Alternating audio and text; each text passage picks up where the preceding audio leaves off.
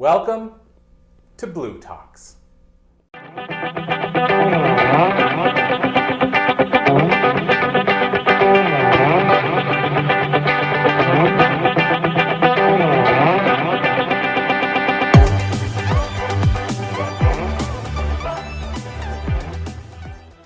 Let's welcome Jason.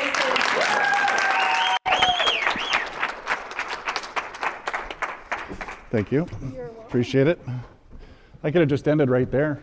That was pretty good. It's funny listening to that, being on the outside and having someone else tell your story. I come from a place of gratitude today, and I'm very grateful to be here. Very grateful to have heard the previous three speakers. I took something from each one of you, and just blessed, really, ultimately. As far as habits versus rituals go, for me, there was a good point and a bad point with my habits and rituals. You can see, the one on the left there is 20 years old. Won a Canadian National Championship with the Carriere Canucks. You can see the ring that I have on my finger. Deliberate intention and concentration. Well, I'm telling you, from the time I could skate probably at 2 or 3 years old, my main focus was always about getting on the ice and participating in team sports and trying to get to where I wanted to be. I wanted to be sitting beside Gretzky. Grant Fuhr, I'm from Edmonton, born and raised. So the opportunity to get there, knowing that 1% of every single person that puts on their skates gets an opportunity to play in the NHL. That's really what it comes down to. And you got me here on the left, on the right there, playing semi-pro in front of about 18,000 fans in the Central Hockey League. Going from playing junior hockey to pro, that difference, they say, is right here. And it's in your head, right? It's that dedication and that discipline to be able to get there. And I had these habits and I had these rituals that I had to be on the ice, I had to be at the gym, I had to eat right. But there was also an underlying thing that was going on with me that I didn't know or understand, is I like to party. I like to go out on the weekends and go to the bar and have drinks and be social with other people. I found that being around others in that sort of environment that was also my team. So I had this team, this organization that I was with, during the day, but at night I had this alternate life, around the alcohol and the partying and the women, and I sort of gravitated to that. Now, all of us have habits in our daily routine. We check emails before work, we get coffee to start our day, we kiss our children goodnight. Habits develop without us knowing it. We start doing something one day, and over time the action is so ingrained we don't even think about it anymore. Rituals, unlike habits, are done with deliberate intention and concentration. By making something into a ritual, we give it focus. When we choose our habits and repeat them, they become rituals. Rituals are the foundation upon our greatest achievements. Everyone has habits. Now we should make a mindful choice to make those habits into positive rituals. Well, I'm going to show you. Let me show you what could happen if those habits and rituals had a negative effect. That's 7 days sober. Take a good look at that picture. That does not look like me, does it? Did it look like the guy, that was playing hockey? So July 12, 2017, I was 7 days sober at that time, 510 pounds. I was homeless and broke. Not because I didn't come from a good family or I didn't have people that loved me. My mom and dad had 8 brothers and sisters each. I had 16 aunties and uncles. I had 2 sisters that loved me, right? But the drink got a hold of me. The drugs got a hold of me. And it's true, it's scientifically proven that it's a disease. It's something, I'm not normal. It's something that's ingrained in me, right? That I just can't go and have that one drink. Maybe I could sit down with you, have a cocktail, but I'm telling you, tomorrow or the next day, it's gonna get worse to the point where I am now drinking a 40 of vodka a day, chasing it with 12 beers and doing an ounce of cocaine a week. That's where I was 7 days before this picture. I lived in a house, kind of a rooming house or whatever, and I had nothing but food around me that wasn't eaten, that was moldy. I blacked out my windows. I never had anything of value really, except a phone call to somebody to bring me booze. I was dealing drugs. I couldn't get out of bed. I couldn't walk up a flight of stairs. To get out and go for a walk was a problem for me. Back pain, knee pain, everything, breathing. I developed type 2 diabetes. 7 days in sobriety, I'm all of a sudden dealing with the whole world on my shoulders. And can I live? Am I going to be able to do this? Well, let me tell you something. I ended up praying for 5 days. So, I got a little bit of faith, and I love that we can talk about spirituality here today too. I really do love that. The Bible that I had sitting beside my bed came from somebody who was also a drug abuser in the sex trade. I left it at my house. How did a Bible end up being beside me in my bed when I needed it most? Well, I grabbed that Bible and I prayed for 5 days with that Bible, asking God to help me. And I straight out said to him, you can do this, right? I called him out because I can't.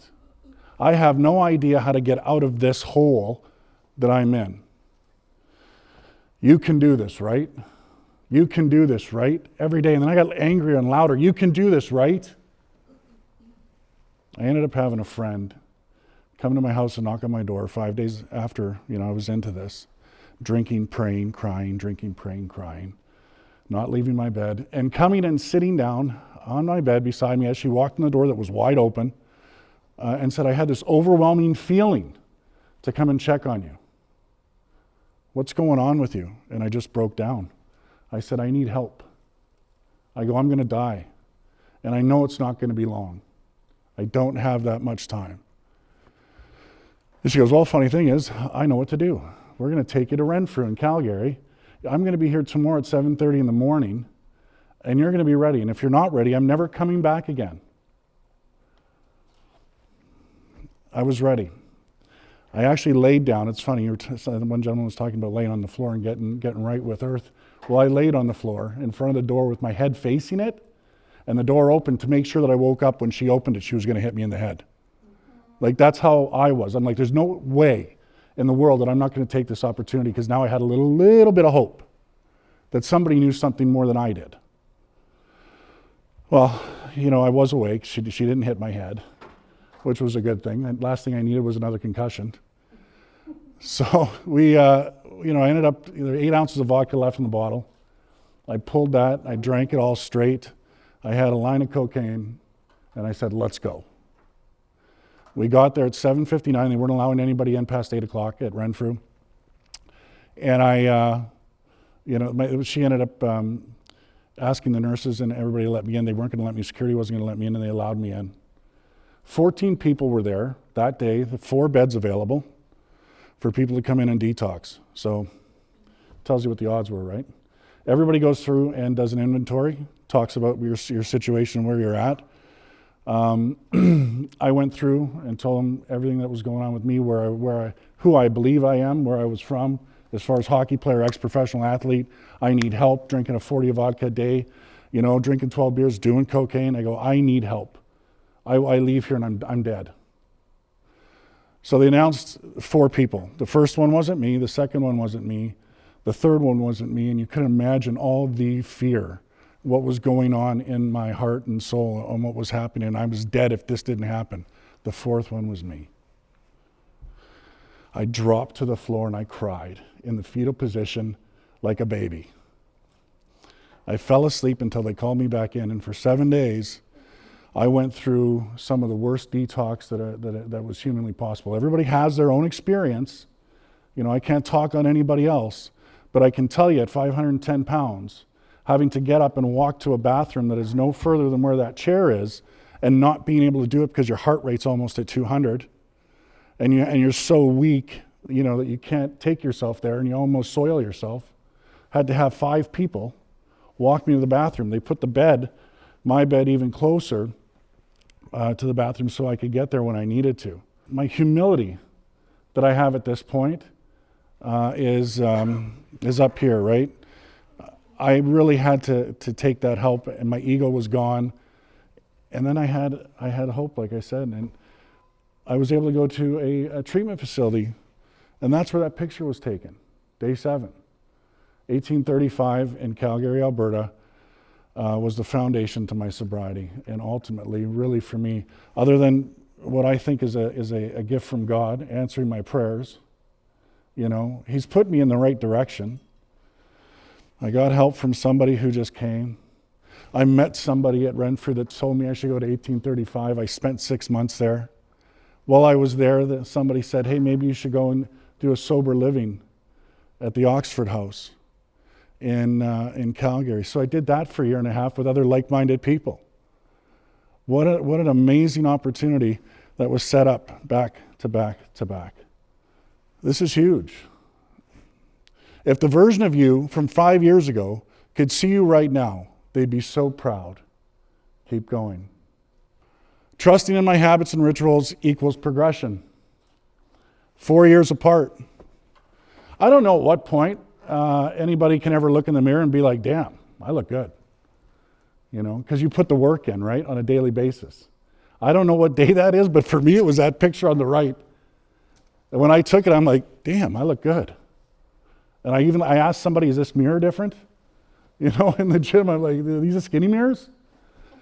Turns out, no, I actually do look that decent, right? And the one on the left was about, and look at the smile on my face, still a big man, but I'm probably 8 months into sobriety there.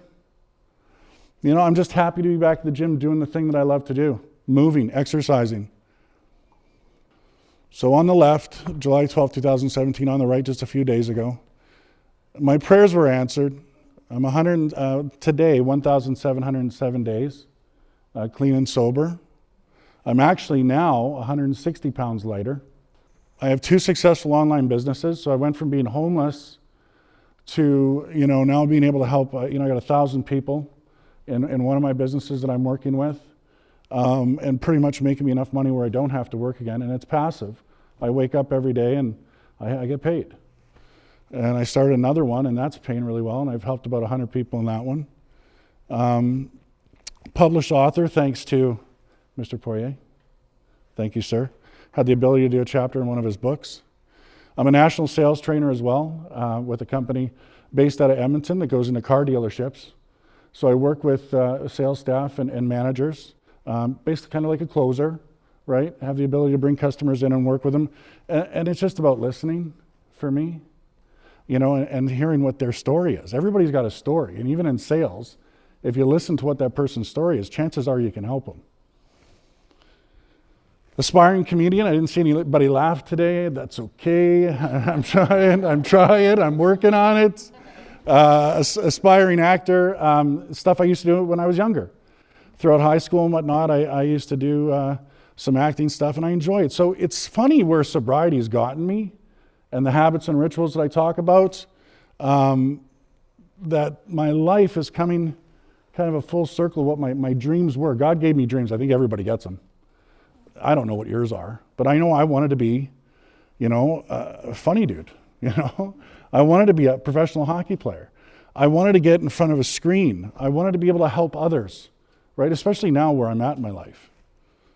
Am I grateful for a second chance? You tell me. Look at that smile. Come on now. Come on now. Isn't that shine? Right? The new teeth help. Right? So life has been good so far. Three simple steps on habits and rituals, right? Prepare your environment. If you want to eat well, stock the refrigerator with healthy foods. If you want to run more, set your running shoes out. Find your productive window. Are you a morning person or a night person? What time of day is the best to start your new ritual? Try different approaches. Simply try different ways to do something until it feels comfortable for you. There is no right answer. The key thing is to give it intent and focus. I can speak on that too, because when it comes to losing weight and trying to figure out what foods and whatnot, I'm not a professional. I used to be a professional hockey player, but I had youth on my side, so the weight came off. I hired somebody. I'm not afraid to get a coach in my life to help me get better. Remember, a habit is something done repeatedly for the purpose of performing the action itself. A ritual is something done repeatedly with a purpose outside of the action itself. Either way, whatever part of your life you're looking to improve, whether it's business, health, or love life, give some thought to how rituals could improve the results of your efforts. Empower yourself with those choices. What new ritual is your focus? Thank you very much for letting me share my story.